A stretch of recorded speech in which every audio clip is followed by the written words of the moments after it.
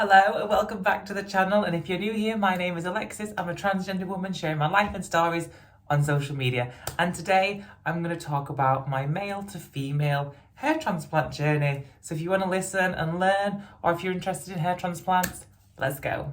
We're going to talk about cost, where I got it, my experience and my results now. So we've got a lot to cover, but before I do, I'm going to take out my hair extension piece.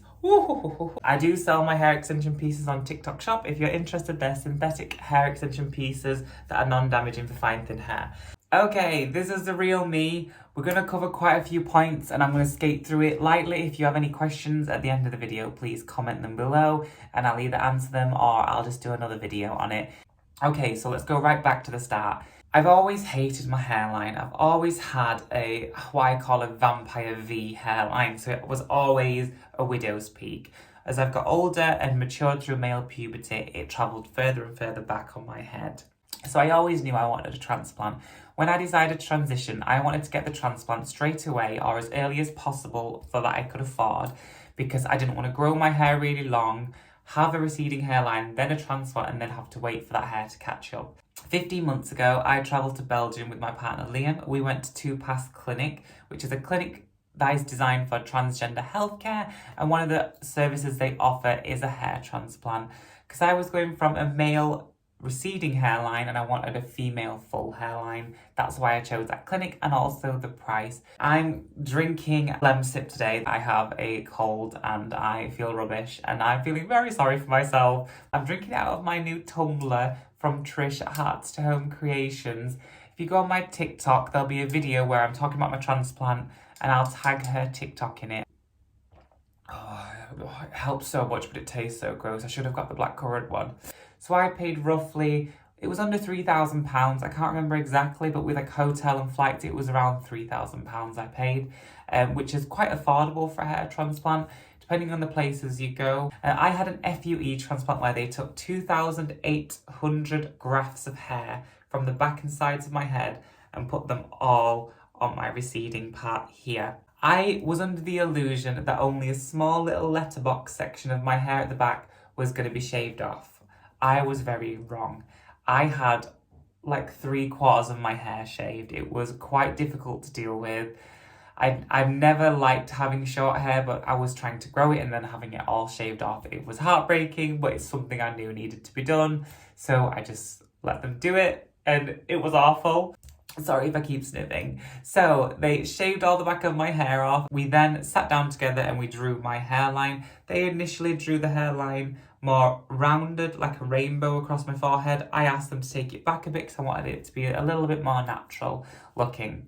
So the procedure itself, I laid down on the bed. I had a really wonderful team of nurses and surgeons. They numbed the back of my head, which was quite painful, I'm not gonna lie. Once it was numbed, I couldn't feel anything. They extracted all the hair follicles. So if you look at the back of my head, on this picture, this was after surgery, like out of like 10 hairs, they took one follicle randomly, here, there and everywhere. So I wouldn't have any visible scarring or like a linear scar like the other types of transplants can give you. So they took all the hairs, I flipped over, they numbed the front and they implanted all the hairs. I looked crazy, super crazy. When I left surgery, I was very groggy. I was just uncomfortable and tired. I went back, slept it all off, we had some dinner and then we flew home the next day. And then for the next week to 10 days, I was just relaxing and resting, trying to be super careful. You can't wash the transplant for quite a few days and you can't wear any hats, scarves or wigs. So I was just at home, letting it do its thing until I could go back out into the world. For the following month, I saw the transplanted hair starting to sprout. And it was amazing. I was so happy. Luckily, I had already learned about shock loss. And shock loss is around a month to 2 months after you transplant, all the hairs detach and fall out and then new ones grow in the place. The reason that shock loss happens because when the follicles are removed, it loses the blood supply. And then when it's put back in, it can start to grow, but then the hair will die and then more hair will grow in its place. I thought I'd managed to get away from the shock loss, but no, it started coming out very fast and then it looked like nothing had changed other than I just had red skin, which was very upsetting. But then over the course of the next 6 months, bit by bit, wispy hairs started to come through more and more and more. You do need a lot of patience if you're going to have a hair transplant because it does take time. It took me around 10 months for my hairline to look somewhat normal. I guess. I was wearing wigs for a lot of it, scarves, things like that to help mask my hairline. And this is where we are now, 15 months after. So this is the back.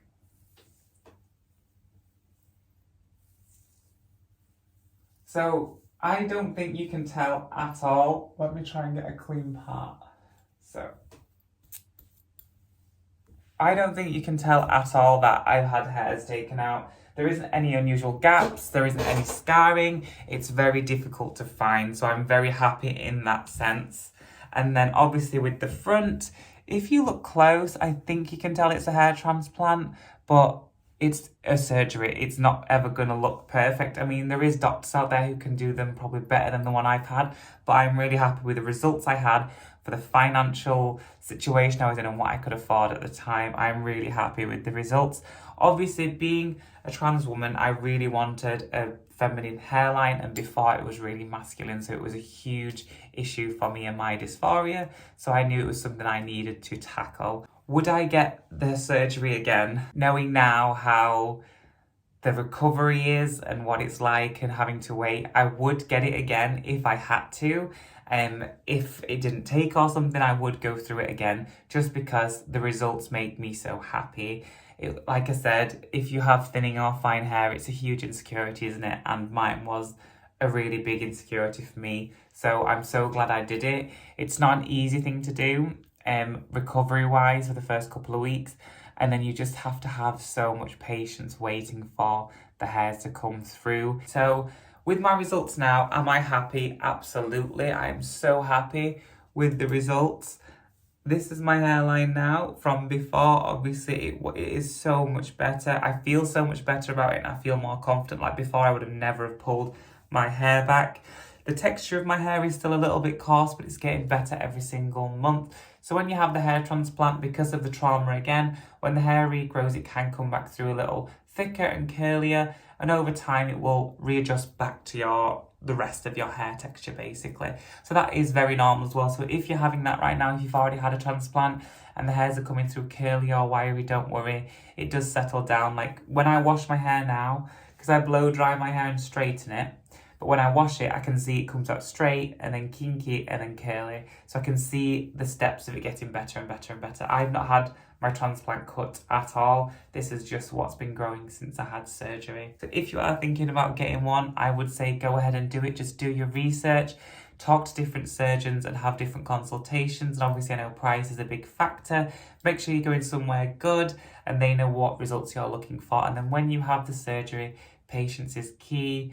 I kept freaking out so many times about so many different things, like, oh, it's not growing, it's not worked, I'm going to need another one, it's growing through too coarse now, I'm going to have to do this for the rest of my life. There was all these different things. It just takes time, to just bear with it. It will get there. And if you do get one, or if you've had one, let me know below. I would love to know. That's the basis of everything in a super quick video. If you have any questions, please ask me below and I'll answer them, or as many as I can. And if there's a lot of questions that keep popping up, I'll just do some more videos on this because I know I've glazed over everything super quick. But this is where we are now. My transplant is still shorter than the rest of my hair, but I'm just going to continue to let it grow and hopefully over time it will blend in. But I'm very happy with the results. Thank you so much for watching. I hope you enjoyed listening to me talk about my hair transplant journey. I hope you all have a lovely day. Bye.